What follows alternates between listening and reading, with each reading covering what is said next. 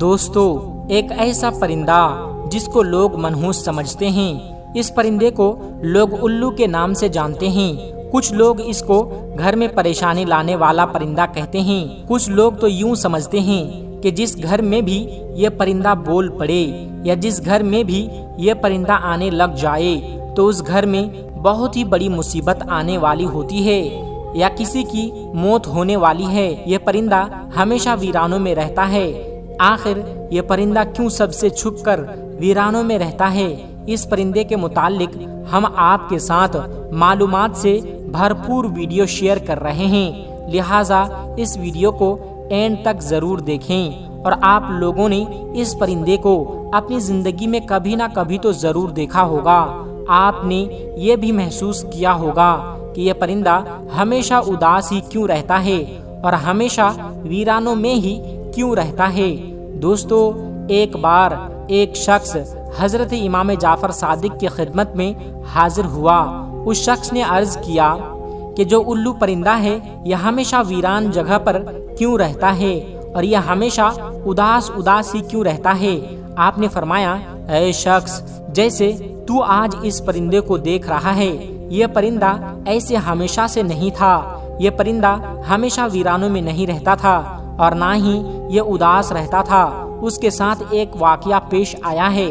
اس واقعہ کے بعد یہ پرندہ اداس رہنے لگا ہے۔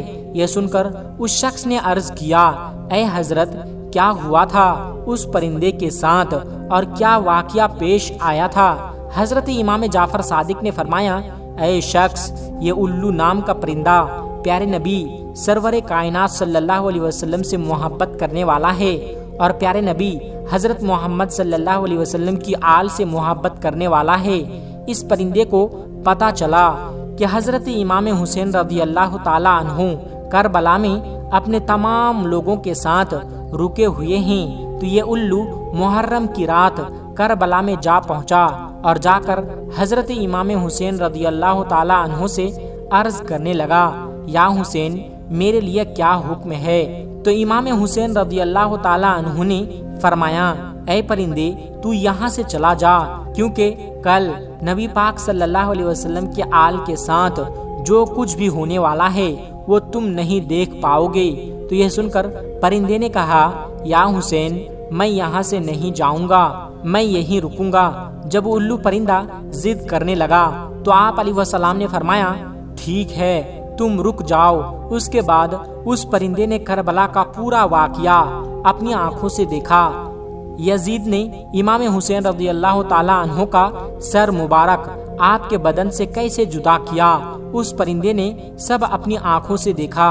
امام حسین رضی اللہ تعالیٰ عنہ کے ساتھیوں کے ساتھ جو سلوک بھی کیا گیا اس پرندے نے اپنی آنکھوں سے دیکھا۔ تب سے ہی یہ پرندہ انسانوں سے نفرت کرنے لگا اور انسانوں سے ڈرنے لگا۔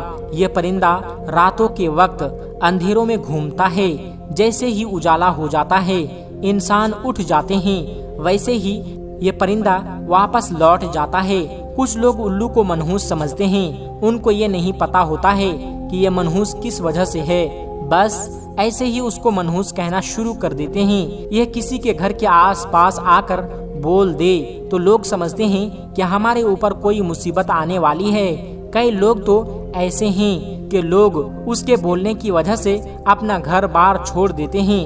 الو کو منحوس سمجھنا یہ ایک جاہلانہ سوچ ہے۔ یہ بیچارہ پرندہ تو کبھی کبھار ہی بولتا ہے، یہ بیچارہ تو انسانوں سے ڈرتا ہے، اس کو کہیں پہ بھی انسان نظر آ جائے تو فوراً اٹھ جاتا ہے۔ تو یہ پرندہ کسی کا کیا بگاڑے گا؟ آپ کو یہ جان کر حیرانی ہوگی کہ دنیا میں 205 اقسام کے الو پائے جاتے ہیں، لیکن ان کی پوری قوم کو دو خاص قبیلوں میں بانٹا گیا ہے، ایک برانا الو اور دوسرا عام الو۔ آپ کو یاد رہے کہ چوہے، کیڑے مکوڑے وغیرہ انسانوں کے دشمن ہوتے ہیں اور ان کے کھیتیوں کے دشمن ہوتے ہیں، لیکن الو ان کو اپنی خوراک بنا کر کروڑوں کا اناج بچاتا ہے اور لوگوں کی مالی مدد کرتا ہے۔ اس لیے الو انسانوں کا دوست کہلاتا ہے۔ عام طور پر ان کی عمر لگ بھگ 12 سال ہوتی ہے۔ الو اپنا گھونسلہ پیڑوں کی چھاؤں میں بناتا ہے یا اپنا گھونسلہ ویران جگہ پر بناتا ہے۔ یا کسی کنویں میں ویران جگہ پر بناتا ہے۔ آپ کو بتاتے چلیں کہ دیگر باتوں کے علاوہ بھی انسان کو مخاطب کرتے ہوئے ایک غلط بات یہ بھی بولی جاتی ہے کہ الو کی طرح دیکھ رہے ہو، لیکن الو بیچارہ تو اپنی آنکھوں سے معذور ہے، وہ تو صرف سیدھا ہی دیکھ سکتا ہے، وہ ہمیں انسانوں کی طرح اپنی نظریں گھما نہیں سکتا، وہ اپنی صرف گردن گھما سکتا ہے۔ تو کچھ لوگ الو کا تانا دے کر لوگوں کو کہتے ہیں کہ الو کی طرح کیا دیکھ رہے ہو، دوسرے پرندوں کی نسبت اس کے پر بہت ہی ہلکے ہوتے ہیں اور ملائم ہوتے ہیں، اس لیے جب یہ اڑتا ہے تو اس کے پروں کی بالکل بھی آواز نہیں ہوتی۔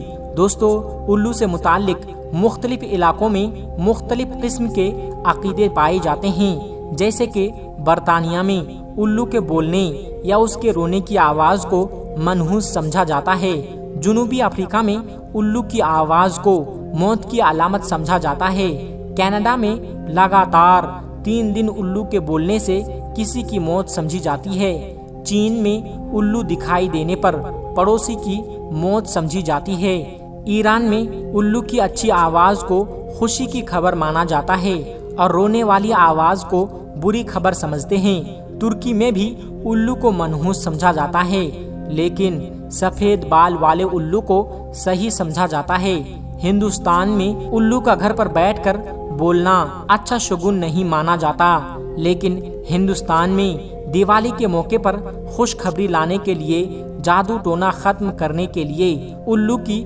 بلی چڑھاتے ہیں، یعنی کہ الو کی قربانی دیتے ہیں۔ دوستو، آج کی ویڈیو میں بس اتنا ہی، ملتے ہیں ایک پھر نئی ویڈیو کے ساتھ، تب تک آپ اپنا اور اپنوں کا بہت زیادہ خیال رکھیے گا۔ السلام علیکم ورحمۃ اللہ وبرکاتہ۔